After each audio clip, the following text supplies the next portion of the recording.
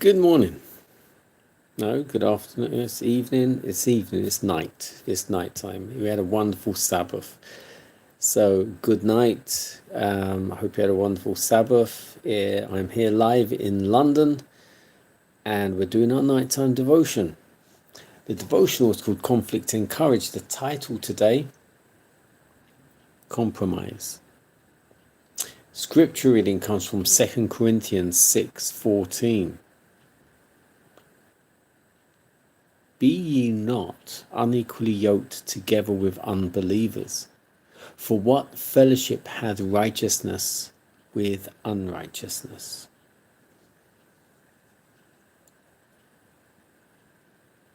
The town of Zorah, being near the country of the Philistines, Samson came to mingle with them on friendly terms.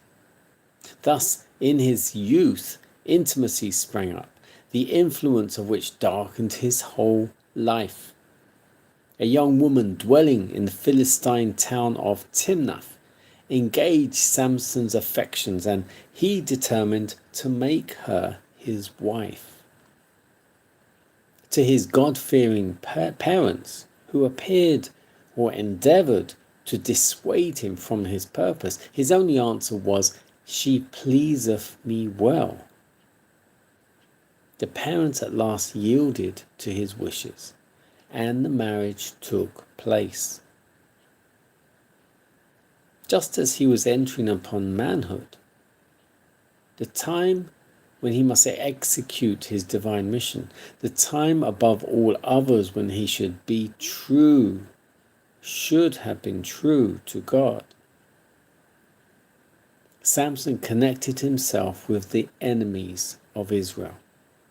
He did not ask whether he could better glorify God when united with the object of his choice, or whether he was placing himself in a position where he could not fulfill the purpose to be accomplished by his life.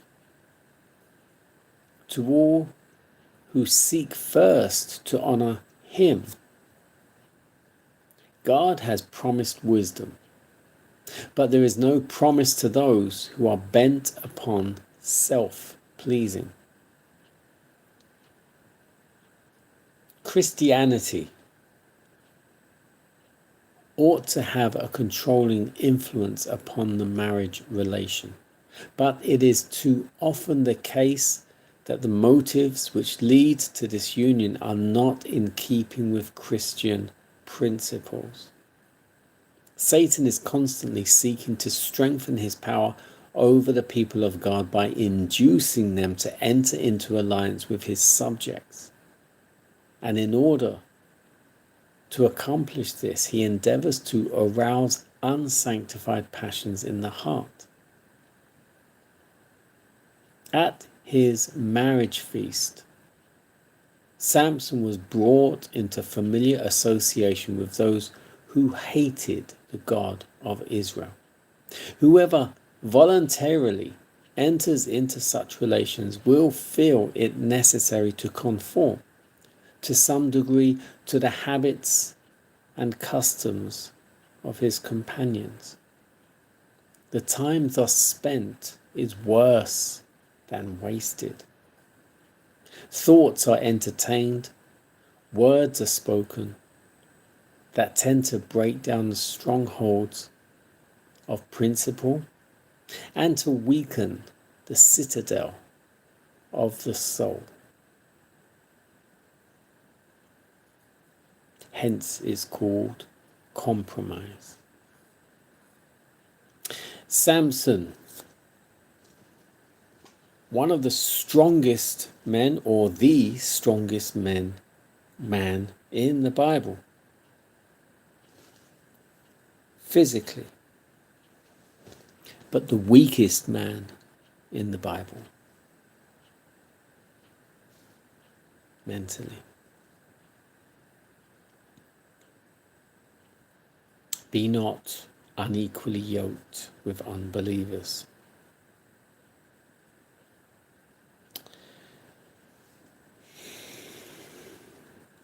So Samson was raised in a God-fearing family, in keeping with, obviously Christianity wasn't known then, but in keeping with godly principles, keeping the commandments. But Samson, being strong-willed,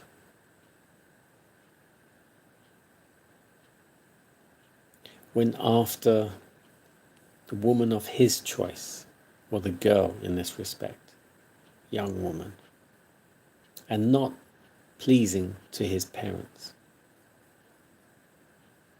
Had he chosen to follow his parents' guidance, he probably would have had to marry a young lady who was of God, born, bred, taught in the principles of God. But he didn't, which would seem that maybe he was quite arrogant, complacent. Who knows? Because we weren't there, we didn't know him. But the Bible says he ignored his parents and they had to succumb to his will instead of Samson succumbing to God's will. And what happened in the end? The Philistines overcame Samson. Now, it wasn't a lost cause, because ultimately what happened was Samson did God's will. And he did kill all of them, single-handedly. But no, it wasn't him. It was God that gave him the strength to do it. But the life could have been so much simpler, and maybe he might not have died in the process. Maybe, had he followed God's will in the first place. But it didn't happen that way. Samson was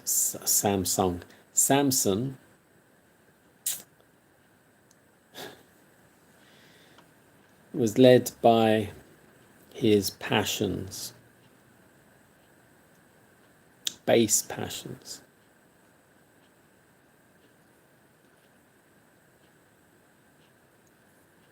But God had his way in the end. We need to recognize what we are being led by, who we are being led by, and where we are being led.